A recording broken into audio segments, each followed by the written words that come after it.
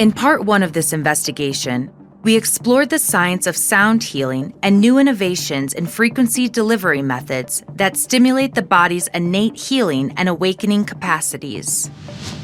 Dr. Jeffrey Thompson is a pioneering sound healer who over 4 decades has developed a number of advanced acoustic tools.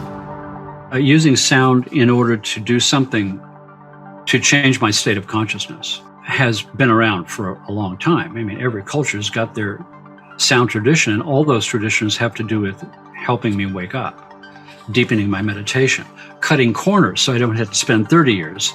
I can do it in 10. Now with the tools that we've got with EEG and binaural beats and sophisticated digital equipment, we've got a precision that nobody's ever seen before to awaken the deepest part of who I am.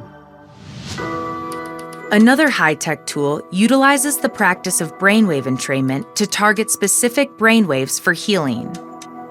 One area of emerging research is around an extremely slow brainwave frequency found in a region in the brain consisting of 4 zones.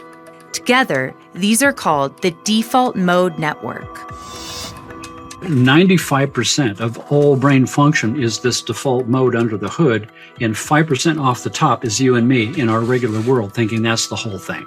And how they describe that is mind wandering, wool gathering, visualization, holographic, number crunching, consolidation of information from my senses. I think it's the quantum computer reality generator. When those 4 zones start to come unsynchronized to any degree, we've got a host of neurological conditions, ADD, ADHD, dyslexia, autism, epilepsy, Parkinson's, Alzheimer's, depression, PTSD. All of these conditions are associated directly with the desynchronizing of these 4 zones. Synchronizing the brain is exactly what I do.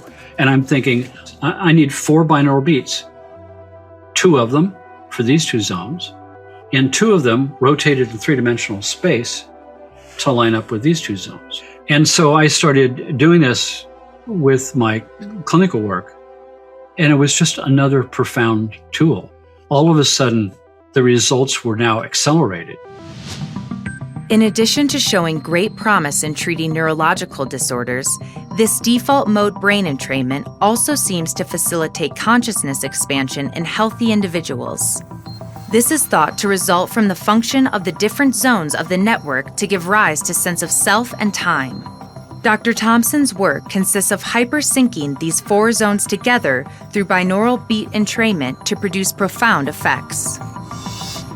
Extremely high states of meditation associated with hypersynchronizing of the 4 zones, cosmic consciousness experiences, transcendental meditation, things like that. If I have my sense of self on the inside of my skin versus the outside of my skin synchronizing more and more and more, that boundary starts to get funky. It starts to get amorphous, and pretty soon I can't quite tell where the inside of my skin ends and the universe begins.